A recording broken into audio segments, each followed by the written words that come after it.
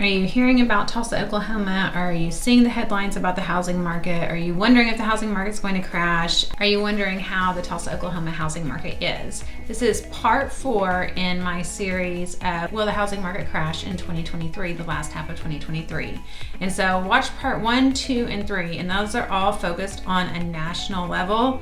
This will be specifically focused on Tulsa data, and I'm going to show you home prices. I'm going to show you month supply of inventory and stats to help you understand our Tulsa market and where it's going.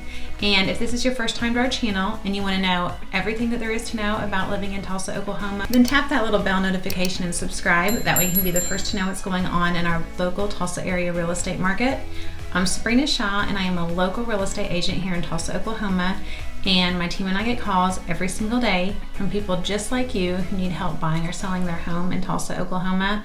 And let me tell you, we absolutely love it. So whether you're moving in 9 days or 90 days, 9 months, give us a call, send us a text, shoot us an email, jump on a Zoom call, and we would love to help you make that seamless move to Tulsa, Oklahoma.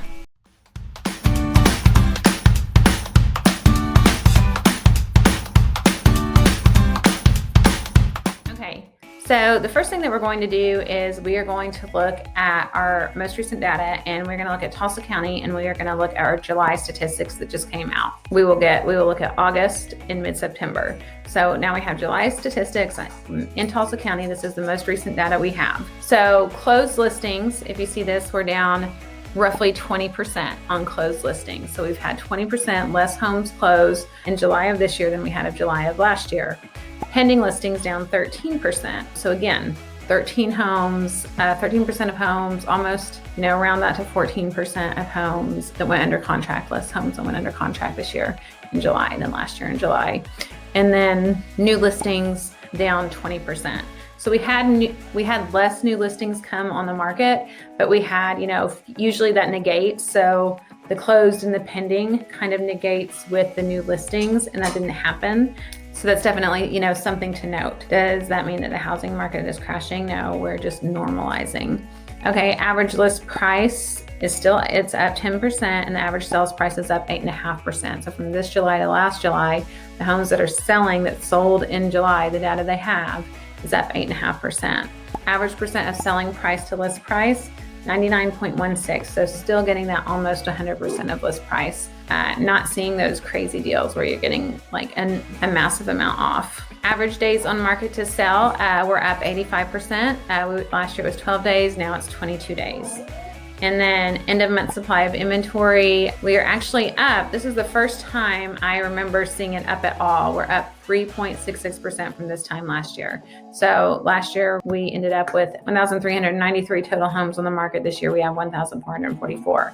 And then month supply of inventory is also up 38%. So last year, this time, we had a month and a half of inventory on the market, as in this month, we have a 2-month supply of inventory on the market.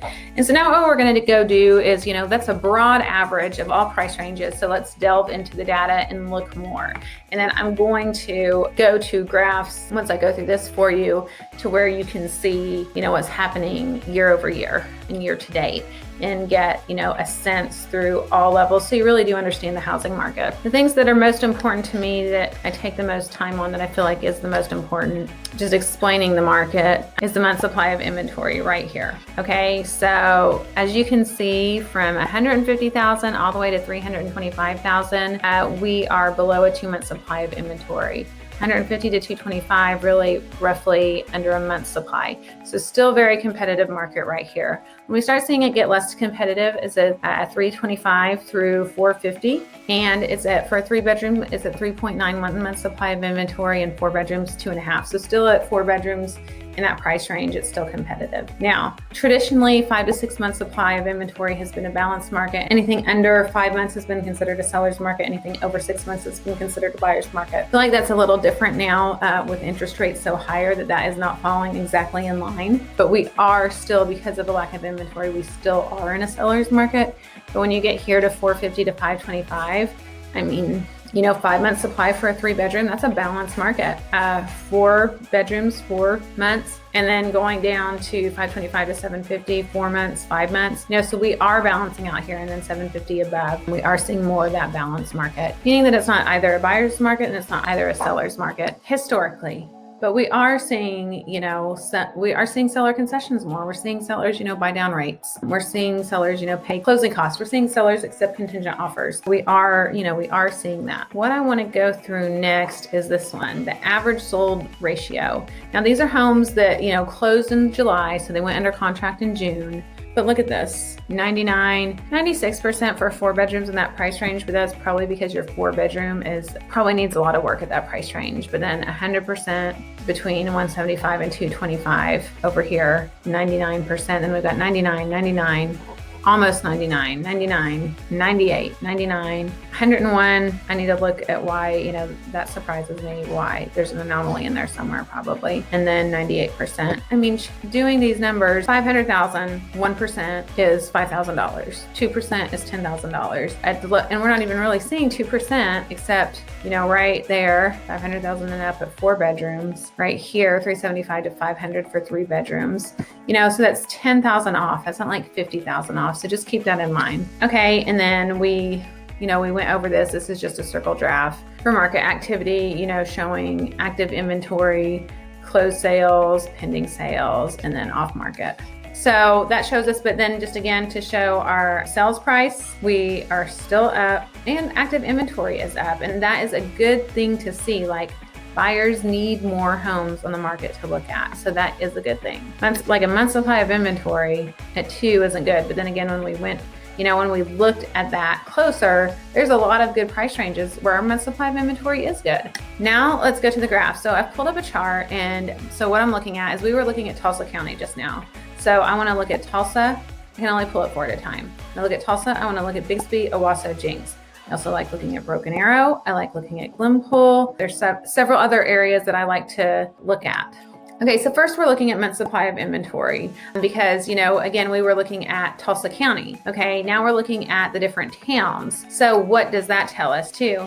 And I can even go and delineate by bedrooms and by price ranges to get, a further picture in each town. That would be a lot for us today, but if you are interested and really want to know the market, that could be like a Zoom call that we could do together. Inventory in Tulsa has gone up 28% since this time last year. Okay, so last year it was at 1.4 month supply of inventory. This year it's 1.8. In 2021, it was 1.4. Hey, Bixby. We're at 3.8 months supply of inventory in Bixby, which is, almost a balanced market. Last year it was at 1.9%. 2021 it was 1.4%. Okay, that is good for us. That is good for our housing market. In Owasso, we're at 2.4% month supply of inventory. Last year it was 1.4. 2021 it was 1%, or 1 month, sorry. And then Jinx, we're at 2.8 months supply of inventory. Last year it was 2.1. And this is all of, this is July's. This is based on July's. Let's do a rolling 12 months. In month supply of inventory, a rolling 12 months does fine to see, but we really want, it really matters on that month to month. So I don't need to do the other data points for this. Okay, so now let's go to new listings. Let's go to monthly first. Tulsa has 20% fewer listings. Bixby is flat, just right down the, not more, not less. Owasso's down 20% and Jinx is down 28%. So we're seeing the most listings in Tulsa. Now if we do, and that's July. So then if we do like a rolling 12 months, it's just, the same thing. But we have that Tulsa's down 16% for rolling 12 months. But that's when we were still in the lower interest rates. And so that kind of skews. So let's just go year to date. And that's going to show us Tulsa's still down 16% in inventory.